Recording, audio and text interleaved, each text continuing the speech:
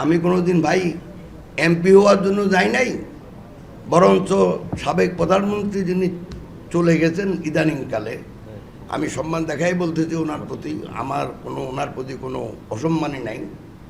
উনি আমার বউকে এমপি বানাতে চাইছিল, আমাকে না পারি।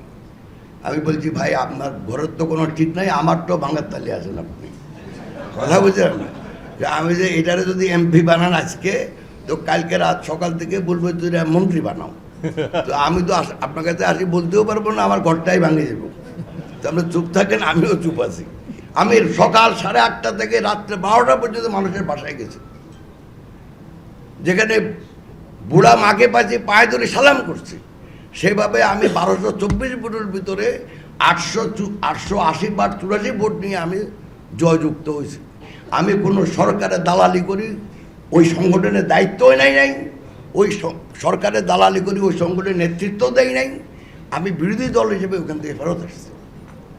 অতএব আপনাদের কাছে আমার একটা অনুরোধ থাকবে, যারা সংগঠনের নেতৃত্ব দেন তারা প্রথম কাজ যেটা, আপনার নিজের সংগঠনের যেন সাপোর্টটা আপনার মধ্যে থাকে, দলীয় সমর্থন না।